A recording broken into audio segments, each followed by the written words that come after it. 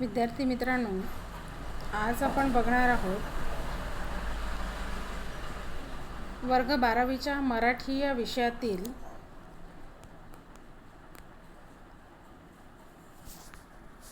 मराठीचा काही घटक,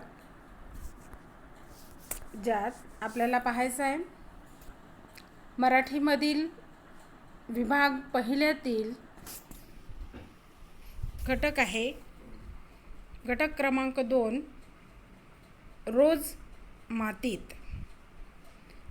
ही कल्पना दुधाळ यांची कविता आहे आणि या कवयित्रीचा जो कालखंड आहे हा कालखंड आहे 1978चा। रोज मातीत या कवितेत कल्पना दुधाळ यांनी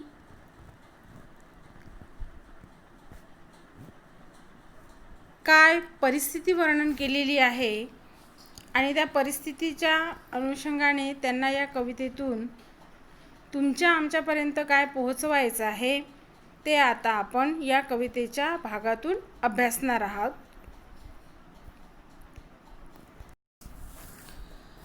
आपण माझ्या मागील व्हिडिओमध्ये पाहिलेलं आहे की आतापर्यंत आपण अभ्यासक्रमाचा परिचय अभ्यासला, त्याचबरोबर प्रकरण पहिलं भाग 1 मधील वेगवशता प्राचार्य शिवाजीराव भोसले यांचा हा पाठ अभ्यासला आणि हा वैचारिक पाठ अभ्यासल्यानंतर आपल्याला असं जाणवलं की यावर्षी जो नवीन अभ्यासक्रम तयार करण्यात आलेला आहे, या नवीन अभ्यासक्रमाची ही जी रचना आहे ही रचना ज्ञानरचनात्मकवाद याच्यावरती आधारित आहे।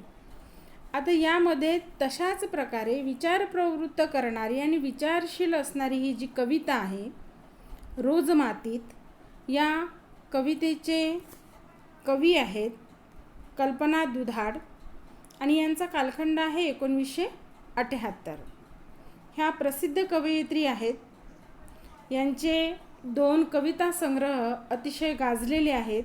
त्यातील पहिला कविता संग्रह आहे सीझर कर म्हणते माती आणि दुसरा कविता संग्रह आहे ढग असतेच आसपास। या दोन्ही कविता संग्रहाच्या वाक्यरचनेवरून, त्या कविता संग्रहाला दिलेल्या नावांवरूनच आपल्याला हे लक्षात येतंय की कवयित्रीची लेखनाची जी शैली आहे ही अतिशय वेधक आणि वेचक अशा स्वरूपाची आहे।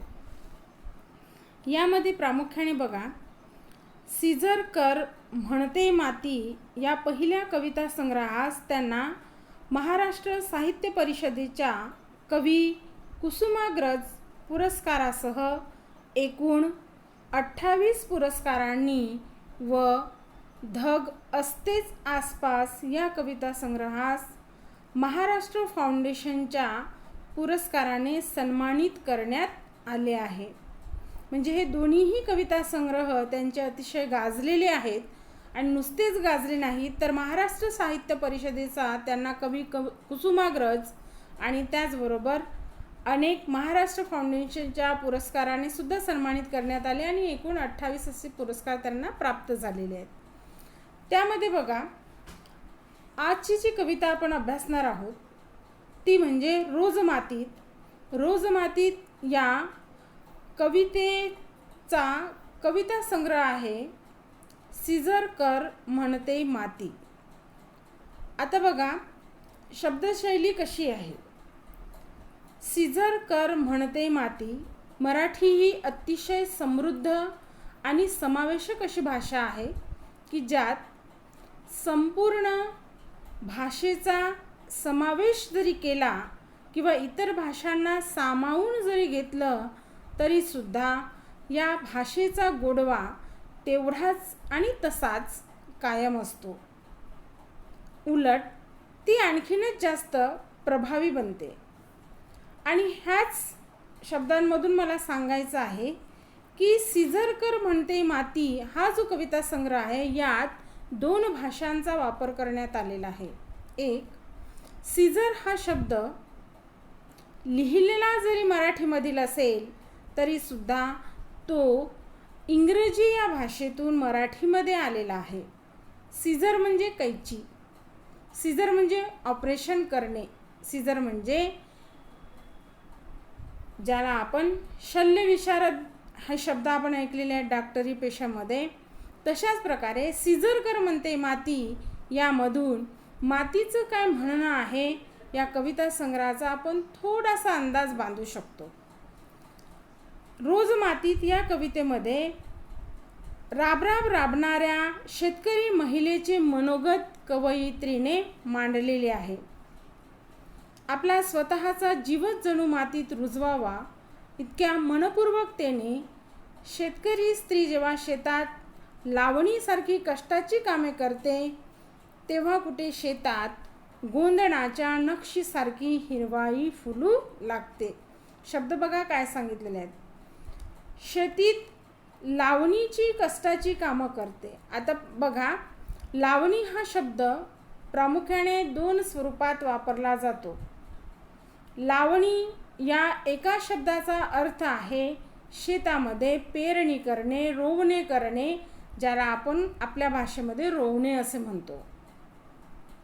त्याला शास्त्रशुद्ध भाषेमध्ये लावणी असं म्हणतात. आणि त्याचबरोबर दुसराही त्याचा पर्यायी शब्द आहे. लावणी या शब्दाचा दुसरा पर्यायी शब्द होतो तो म्हणजे लावणी म्हणजे एक नृत्याविष्कार की ज्यामधून आपल्याला महाराष्ट्राची शान, आन आणि बान याचा परिचय येतो. यामध्ये बघा, रोज मातीत या कवितेमधून कवयित्री सांगतात की दररोज शेतामध्ये काबाड कष्ट करणारी ही जी कामकरी कष्टकरी महिला आहे, शेतकरी महिला आहे, ही उन्हातानाची पर्वा न करता स्वतःच्या संसाराला हातभार लावण्यासाठी शेतात कांद्यांच्या लावणीसारखी किंवा ऊसाच्या लागवडीसारखी अत्यंत कष्टाची कामेसुद्धा करताना दिसतात. तिचे हे उन्हातानातील कष्टच त्या जमिनीवरती एक प्रकारची नक्षी, ज्याला हिरव्या रंगाची नक्षी कवयित्री असं म्हणतात, हिरव्या रंगाची नक्षी गोंधल्यासारखी दिसते. आणि म्हणून या ठिकाणी शेतात राबराब राबणारी कष्ट करणारी ही जी कामगार स्त्री आहे, या कामगार स्त्रीचे श्रम, तिचे मरमर करून त्या शेतामध्ये स्वतःला अर्पण करण्याची भावना, जे सर्वस्व ती त्या शेतीला देते, त्यामधूनच ती शेती, ती जमीन अगदी अंगावरती ज्याप्रमाणे आपण नक्षी काढतो, ज्याला गोंधणं म्हणतो किंवा गोंधण म्हणतो, त्यालाच आत्ताच्या भाषेमध्ये टॅटू म्हणतात. हे टॅटू आपण आपल्या शरीराच्या सजावटीसाठी काढतो आणि आपल्याला ते आवडतात म्हणून आपण ते काढतो. ही नक्षी मनाला समाधान देते. ते गोंधत असताना आपल्याला त्रास होतो, परंतु आपल्याला हवी तशी डिझाईन आपण काढली, ती सुरेख झाली की आपल्याला त्याच्यातून आनंद आणि समाधान मिळतो. तशाच प्रकारची भावना शेतात रात्रंदिवस राबराब राबून कष्ट करून काम करणाऱ्या या महिलेला जेव्हा शेतामध्ये हिरवाई फुलू लागते, रोपं अंकुरायला लागतात, रोपं बहरायला लागतात, तेव्हा तिलासुद्धा याच्यामधून एक आनंद मिळतो, एक समाधान मिळतो. आणि म्हणूनच या रोज मातीत या कवितेमधून कवयित्रीने शेतात कष्ट करून उन्हातानाची पर्वा न करता स्वतःचं सर्वस्व त्या जमिनीला अर्पण करणाऱ्या एका शेतकरी महिलेचे, एका कामकरी कष्टकरी महिलेचे म्हणजे महिलेच्या वेदना या कवितेतून मांडलेल्या आहेत. तर या कवितेचा पुढील भाग आता आपण अभ्यासूया. बघा, तुमच्या स्क्रीनवरती दिसत आहे की सर्वप्रथम आपण चित्रांचं अनुलोकन करूया. बघा, तुमच्या स्क्रीनवरती दिसत आहे की शेतामध्ये राबणाऱ्या स्त्रिया कशा प्रकारे बघा लावणीची कामं करत आहेत. मी मगाच प्रस्तावनेत बोलताना म्हटलं होतं की लावणीचे 2 पर्यायी शब्द आहेत. एक लावणी म्हणजे त्याचा अर्थ होतो शेतामध्ये जमिनीमध्ये काहीतरी पुरणे, रोवणे. आणि दुसरी लावणी म्हणजे नृत्याविष्कार. तर या चित्रामधून आपल्याला काय दिसत आहेत की ज्या दोन स्त्रिया आहेत त्या कांद्यांची बीजे जमिनीमध्ये रोवताना दिसत आहेत. ती रोपे जमिनीमध्ये लावताना दिसत आहेत किंवा त्यांची लागवड करताना दिसत आहेत. या कष्टकरी महिलांचे श्रम तुमच्या आमच्या समोर मांडण्याचं किंवा या जगाची ती जी पोशिंदा आहे तिचे असलेल्या तिच्या त्या वेदना आहेत त्या वेदना आपल्यापर्यंत पोहोचविण्याचं काम कवयित्रीने केलेलं आहे. बघा काय म्हणतात कवितेमध्ये. सरी वाफ्यात कांदे लावते बाई कांदे लावते, नाही कांद ग जीव लावते बाई जीव लावते. काळ्या आईला हिरव गोंदते बाई गोंदते, रोज मातीत मी ग नांदते बाई नांदते. बघा या कवितेमध्ये काय म्हटलेलं आहे कवयित्रीने. सरी वाफ्यात. सरी म्हणजे दोन प्रकार असतात. पावसाची बरसलेली सर आणि वाफे म्हणजे शेतीमध्ये आपण जे वाफे तयार करतो ज्याला आपल्या भाषेमध्ये आपण आरे म्हणतो. आपल्या शेतामध्ये जेव्हा ट्रॅक्टर फिरायला लागतो किंवा नांगरणी वखरणी ज्यावेळेस करतो त्यावेळेस एक एक चर जेव्हा पुढे जात असतो त्याला म्हटलेलं आहे सरी वाफ्यात कांदे लावते बाई कांद लावते. आपण सुद्धा आपल्या घरामध्ये जे काही भाजी बनवण्यासाठी किंवा स्वयंपाक करण्यासाठी ज्या कांद्यांचा वाळलेल्या कांद्यांचा आपण वापर करतो हे कांदे जेव्हा अंकुरतात त्यांना कोंब येतात त्यावेळेस आपण सुद्धा घरामध्येच आपली छोटीशी परसबाग तयार करतो आणि त्या परसबागेमध्ये असे उगवलेले किंवा वाफवलेले हे जे कांदे आहेत वाफलेले हे जे कांदे आहेत वाफवलेले नाही वाफलेले हे जे कांदे आहेत की ज्याला अंकुर फुटलेला आहे हे कांदे आपण त्या ठिकाणी काय करतो रुजवतो. या ठिकाणी त्यांनी तेच म्हटलेलं आहे की सरी वाफ्यात कांद लावते बाई कांद लावते. काय करत आहे मी जे मी आता माझ्या जमिनीची नांगरणी वखरणी करून तिची मशागत करून जे मी वाफे तयार केलेले आहेत त्या वाफ्यांमध्ये मी काय केलं आहे आता जे बियाणं मी टाकलेलं होतं कांद्यांचं ते कांद्यांचं बियाणं आता काय झालं आहे त्याला अंकुर आलेत. अंकुर होऊन त्याचं रोपटं तयार झालं आहे. हे रोपटं मी कुठे लावत आहे तर त्या जे मी वाफे तयार केलेले आहेत त्या वाफ्यांमध्ये मी आता कांद्यांची लावणी करत आहे लागवड करत आहे. बघा काय म्हणते ती स्त्री. नाही कांद ग जीव लावते बाई जीव लावते. म्हणजे काय करत आहे मी कांदे नसून मी स्वतःचा जीव त्याच्यामध्ये ओतत आहे. आपण जर या गोष्टीचा थोडा बारकाव्याने विचार केला तर आपल्याला लक्षात येईल की ग्रीष्माच्या धगधगत्या उन्हामध्ये म्हणजेच मे महिन्याच्या रखरखत्या उन्हामध्ये जमीन फाटलेली असते तिला भेगा पडलेल्या असतात. पण जेव्हा जून महिन्यामध्ये मृग नक्षत्र सुरू होतं आणि मृग नक्षत्र सुरू झाल्यानंतर पावसाच्या सरी जेव्हा जमिनीवर बरसतात आणि पावसाच्या सरी म्हणजेच पाऊस आणि जमीन या दोघांचं मनोमिलन झालं की त्याच्यातून मौशार अगदी लुसलुशीत अशी जमीन तयार होते आणि मग शेतकरी नव्या हुरूपाने कामाला लागतो. या जमिनीची तो नांगरणी वखरणी मशागत करतो आणि ती आपल्याला लावणी करण्यासाठी किंवा पेरणी करण्यासाठी उपयुक्त करून घेतो.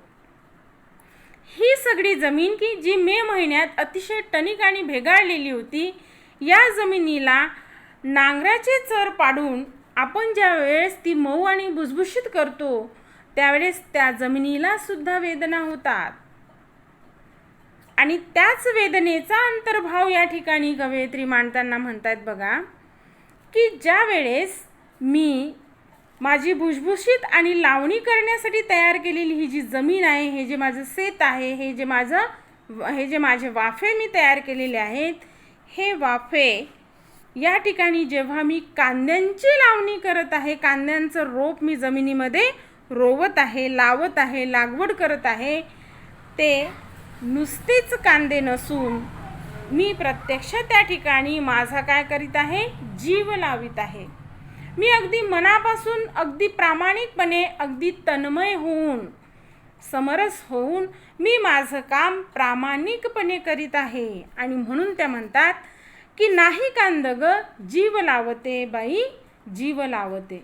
म्हणजे नुसतंच पेरायचं आहे, करायचं आहे म्हणून करत नाही आहे, तर त्या कांद्यांच्या लावणीबरोबर माझी एक आशासुद्धा मी त्यामध्ये टाकत आहे की यावर्षी मागल्या वर्षीपेक्षा जास्त पीक येऊ दे आणि माझ्या या पिकाचा उपयोग इतरांसाठी होऊ दे, ही आशा मी माझ्या मनात धरून कांद्यांची काय करीत आहे, मी लावणी करते आहे, लावणी करत आहे, लागवड करीत आहे. काळ्या आईला हिरवं गोंदते बाई हिरवं गोंदते. आता बघा काय म्हटलेलं आहे, काळ्या आईला हा शब्द कोणासाठी वापरलेला असेल, तर या प्रस्तुत कवितेमध्ये कवयित्रीने काळ्या आईला हा शब्द जमिनीसाठी वापरलेला आहे. याला उपमा देणे असं म्हणतात. कशाची उपमा दिलेली आहे जमिनीला? आईची उपमा दिलेली आहे की आई आपल्या लेकरांसाठी अनेक वेदना सहन करते, अनेक त्रास, अनेक कष्ट सहन करते, परंतु तिला कितीही वेदना झाल्या, कितीही त्रास झाले तरीसुद्धा त्या त्रासाचा ती कधीही उहापोह करत नाही किंवा उदो करीत नाही किंवा तो त्रास मला झाला याची जाणीव ती स्वतःच्या लेकरांना करून देत नाही. आणि म्हणून या ठिकाणी काय म्हटलेलं आहे, काळ्या आईला हिरवं गोंदते बाई हिरवं गोंदते. म्हणजे आपण जमिनीला काय म्हणतो, आई म्हणतो. शेतकऱ्याची ती माय असते. आणि म्हणून या ठिकाणी जगामध्ये भारत हा असा एकमेव देश आहे की ज्यात देशाला आपण माता म्हणून संबोधतो. ही जमीन आपली आई आहे आणि या जमिनीच्या रक्षणासाठी, तिच्या प्राणपणासाठी आपण सर्वस्व अर्पण करायला तयार असतो. अगदी तीच भावना आपल्याला या शेतात कष्ट करणाऱ्या या शेतकरी महिलेची दिसते. आणि म्हणून कवयित्री म्हणतात की काळ्या आईला हिरवं गोंदते बाई हिरवं गोंदते. काय करत आहे मी आत्ताच मघाच तुम्हाला म्हटलेलं आहे बघा की उन्हाळ्यामध्ये जेव्हा जमीन भेगाळलेली असते, परंतु मृगाच्या पहिल्या नक्षत्राने जेव्हा पावसाच्या सरी जमिनीवर बरसतात त्यावेळेस जमीन अशी मौशार होते आणि ती लागवडीसाठी तयार झाली की मग त्याच्यावरती आपण काय करतो, रोप लावतो, भाताची लावणी करतो, कांद्यांची लावणी करतो किंवा आपल्याला जमिनीमध्ये जे पेरायचं आहे त्याची काय करीत असतो, लावणी करीत असतो. आणि म्हणून कवयित्री म्हणतात बघा की नुसतेच ती कष्टकरी स्त्री कांद्यांची लावणी करीत नाही, तर त्या कांद्यांच्या लावणीबरोबर ती स्वतःचा जीवही त्या जमिनीमध्ये ओतते. कशासाठी, तर उद्याच्या आशेसाठी. आणि म्हणून काय म्हटलेलं आहे, काळ्या आईला हिरवं गोंदते बाई हिरवं गोंदते. म्हणजे जमिनीचे जर आपण प्रकार बघायला गेले तर दोन प्रकार, एक उपजत जमीन आणि एक बंजर जमीन. उपजत जमीन ही दुसऱ्याच्या उपयोगी येऊन त्यामध्ये उत्पन्नाचा भाग म्हणून ती दुसऱ्याचा उदरनिर्वाह करणारी जमीन असते की जिला एक समाधान प्राप्त होतं आपण दुसऱ्याच्या उपयोगात पडल्याचं. पण बंजर जमीन जर असेल तर अशा या बंजर जमिनीवरती हिरवं उगवताना दिसतं, पण ते दुसऱ्याच्या उपयोगात पडताना दिसत नाही. आणि म्हणून मी प्रस्तावनेमध्ये तुम्हाला म्हटलं होतं बघा की ज्याप्रमाणे आपण आपल्या शरीरावरती नक्षीकाम गोंदून घेतो, जर तुम्ही तुमच्या आजीकडे बघितलं असेल तर पुराण्या काळातील ज्या बाया आहेत त्यांच्या हातावरती त्यांची नावं लिहिलेली असायची. काही चुंबळ, विंचू, साप अशा प्रकारचं काही गोंधन केलेलं असायचं. कपाळावरती एक टिळा गोंदलेला असायचा. आपल्या दोन्ही डोळ्यांच्या कडांना किंवा कडांच्या बाजूंना सुद्धा गोंदलेलं असायचं किंवा हनुवटीवर एक छोटीशी तीटप्रमाणे गोंदलेलं असायचं. हे जे गोंधन आहे हे काय करतं, माणसाचं सौंदर्य खुलवतं. पण ते गोंदत असताना वेदना होत नसतील का? जो गोंदणारा आहे तो गोंदणारा जेव्हा सुई त्या भागावरून फिरवते त्यावेळेस रक्तसुद्धा बाहेर येतं, परंतु ते टाकीचे घाव, ते दुःख सहन केल्यानंतरच आपल्याला तो जो गोंदणाचा टिळा आहे किंवा ते जे गोंदण आहे ते आपल्या शरीराला काय करीत असते, खुलवीत असते, आपले सौंदर्य वाढवीत असते. आणि म्हणूनच या ठिकाणी कवयित्री म्हणतात की काळ्या आईच्या या मशागतीला ती तयार झाल्यानंतर आता कष्टकरी स्त्री काय करते आहे, हिरवं गोंदते बाई हिरवं गोंदते. म्हणजे मी काय करीत आहे, काळीशार असलेली ही मऊ आणि लुसलुशीत असलेली ही उपजत जमीन आहे, या उपजत जमिनीला मी त्याच्यावरती नक्षी काढते, हिरवं गोंदते. हिरवं गोंदते म्हणजे मी काय करीत आहे, आता कांद्यांची रोपं मी जमिनीमध्ये लावत आहे. आणि ती लावणी करीत असताना आत्तापर्यंत काळी दिसणारी ही जी जमीन आहे ही मात्र आता हिरवाईने अगदी भरून आल्यासारखी आहे. जर आपण उदाहरण घेतलं तर हिरवा रंग हा समृद्धीचं प्रतीक आहे. तो रंग बघताना मनाला एक आल्हादता प्राप्त होते, आनंद प्राप्त होतो, समाधान प्राप्त होते. आणि तीच हिरवाई आपल्या काळ्या आईवर जेव्हा पसरताना दिसते तेव्हा मनाला एक समाधान प्राप्त होताना दिसते. आणि म्हणून काय म्हटले त्यांनी, रोज मातीत मी ग नांदते बाई नांदते. नांदणे म्हणजे मी तिथे मुक्कामाने असणे, मी राहणे किंवा त्या ठिकाणी माझा वहिवाट असणे किंवा त्या ठिकाणी माझे राहणं असणे. हे सांगत असताना बघा काय म्हणतात कवयित्री की सरी वाफ्यात कांदे लावते बाई कांदे लावते, नाही कांद ग जीव लावते बाई लावते. काळ्या आईला हिरवं गोंदते बाई गोंदते, रोज मातीत मी ग नांदते बाई नांदते. नांदणे हा शब्द कशाशी संबंधित येतो, जेव्हा नवविवाहित स्त्री लग्न होऊन जेव्हा कोणाच्या घरी जाते, नवऱ्याच्या घरी सासरी नांदायला जाते, त्यावेळेस एक आशा घेऊन जाते, एक समाधान घेऊन जाते. एका जुन्या वातावरणातून एका नवीन वातावरणामध्ये ती स्वतःला रुजवायला जात असते. अगदी तीच भावना या ठिकाणी कांद्याचं रोप लावणाऱ्या स्त्रीच्या मनामध्ये आहेत. हा जो आशय आहे, हा आशय मांडताना कवयित्री अगदी समर्पकपणे म्हणतात की जमिनीमध्ये जेव्हा मी रोपांची लावणी करीत आहे त्यावेळेस मला अतिशय कष्ट होतात. मी उन्हातानाची पर्वा न करता जमिनीमध्ये मी कांद्यांच्या रोपाची लावणी करीत आहे.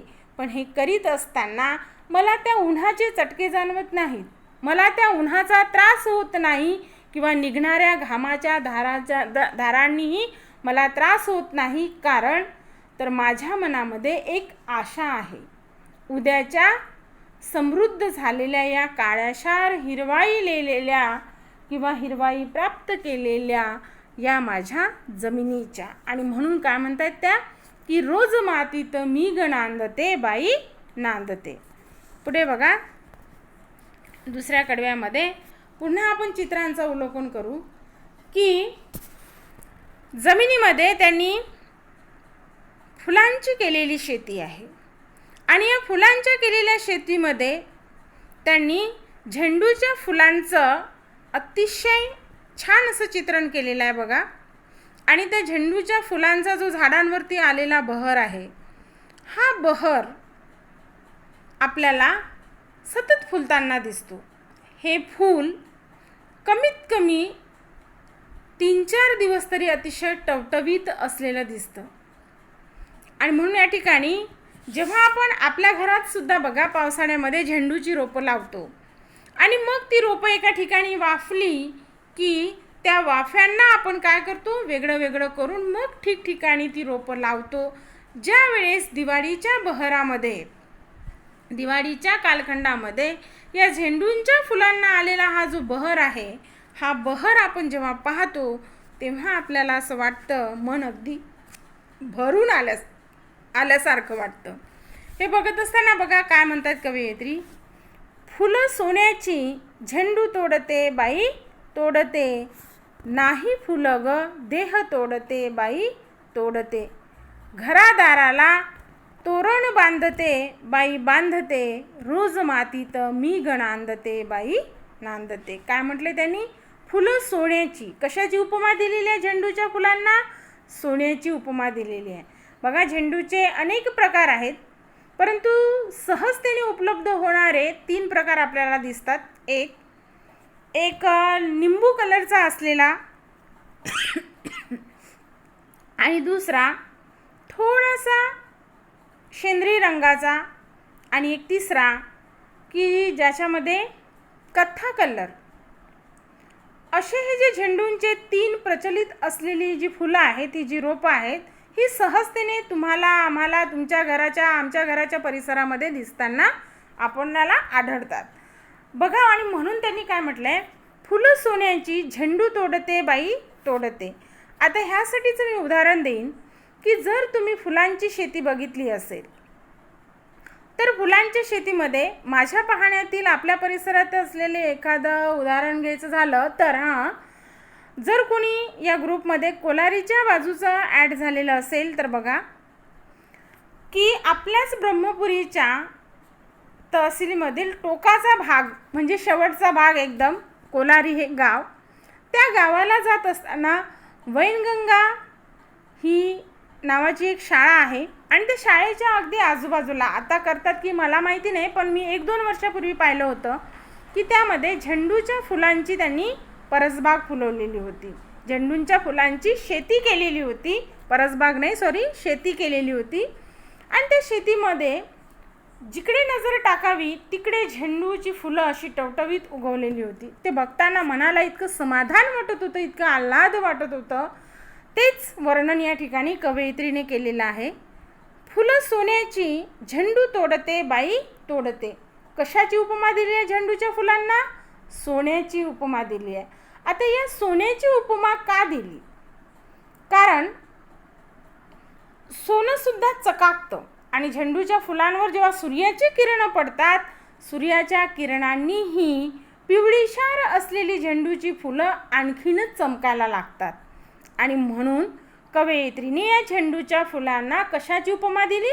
सोन्याची उपमा दिलेली आहे. नाही फुलं ग देह तोडते बाई तोडते. काय करत आहे मी? फुलं तोडीत नाही तर देह तोडते. देह म्हणजे शरीर, काया. काय करून राहिली आता? शरीर तोडते म्हणजे आपण आपलं शरीर तोडत आहोत का? नाही. तर ज्याप्रमाणे मी या झेंडूंच्या फुलांची लावणी माझ्या शेतामध्ये केली, ही लावणी केल्यानंतर या फुलांना, या झाडांना जो बहर आलेला आहे तो बहर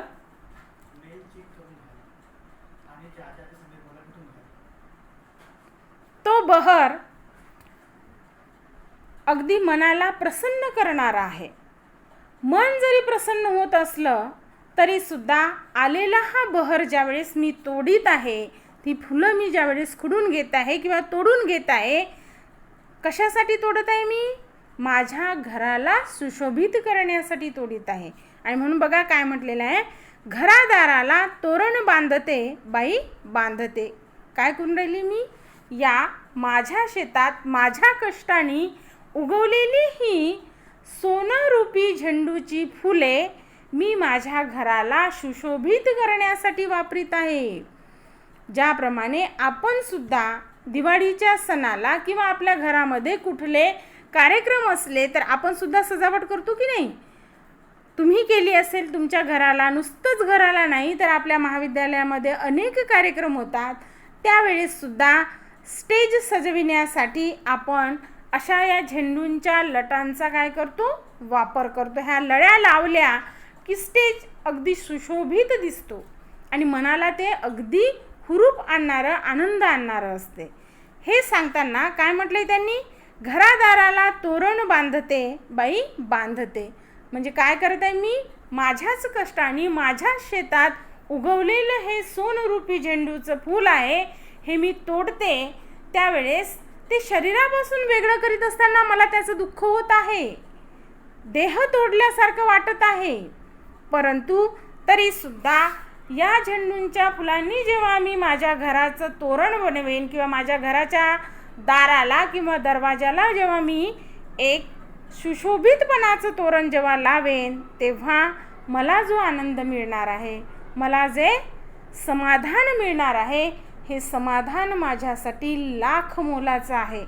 आणि म्हणून झेंडूच्या फुलाला कवयित्री काय म्हणतात?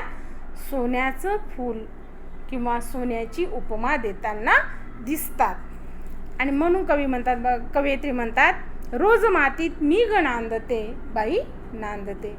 म्हणजे ही सगळी कष्ट कामं करणारी ही जी कामं आहेत ही कष्टाची जरी असली, म्हणजेच जमिनीची मशागत करणे, जमीन भुसभुशीत झाल्यानंतर उन्हातानाची पर्वा न करता जमिनीमध्ये कांद्याची लावणी करणे, भाताची लावणी करणे, एवढंच नाही तर कष्टामध्ये आपण काय करतोय? झेंडूची फुलं तोडणे, त्याचा एक मस्तपैकी तोरण तयार करणे आणि दरवाजाला बांधणे, ह्या सगळ्या गोष्टी जरी कष्टप्रिय म्हणजे कष्टदायक असल्या तरी सुद्धा त्या गोष्टी मला आनंद देताना दिसतात. आणि म्हणून मी समाधानाने भरून पावते.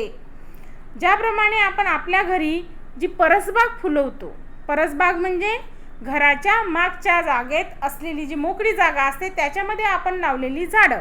आपल्या खेड्यापाड्यामध्ये जागा असली की आपण काय लावतो? वालाची झाडं, चवडीची झाडं, भेंडीची झाडं किंवा आणखीन दुधी, कोहळा ह्यासारखी जी झाडं आपण फळं देणारी झाडं लावतो.